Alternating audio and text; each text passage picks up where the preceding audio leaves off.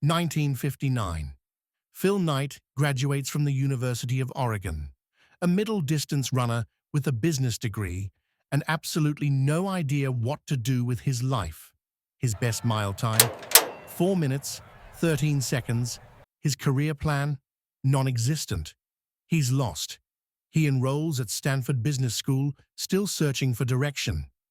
Then, in an entrepreneurship class, he writes a paper that changes everything. The title, Can Japanese Sports Shoes Do to German Sports Shoes? What Japanese Cameras Did to German Cameras. Japanese manufacturers had destroyed the German camera industry through superior quality at lower cost.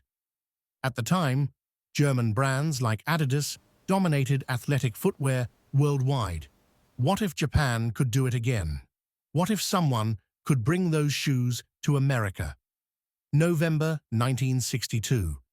In an era where 90% of Americans had never been on an airplane, Phil Knight, just 24 years old, flies to Japan alone. He endures a 7-hour train ride from Tokyo to Kobe, rehearsing his pitch the entire way. Then walks into Onitsuka Tiger headquarters with nothing but his Stanford presentation and a crazy idea. The executives listen to his pitch. They're intrigued by his market analysis. Then they ask the simple question he didn't prepare for.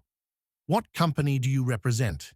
He has no company, no business, no partners, nothing. For a moment, he panics. Then he remembers the blue ribbons he won as a runner. Gentlemen, he says, I represent Blue Ribbon Sports of Portland, Oregon. He made up the name in that exact moment. But he delivered it with such confidence, they believed him. Within hours, he secured the distribution rights for Onitsuka Tigers in the western United States. Months later, back in Oregon, the first samples finally arrive. He borrows $50 from his father, fills his parents' basement with Japanese running shoes.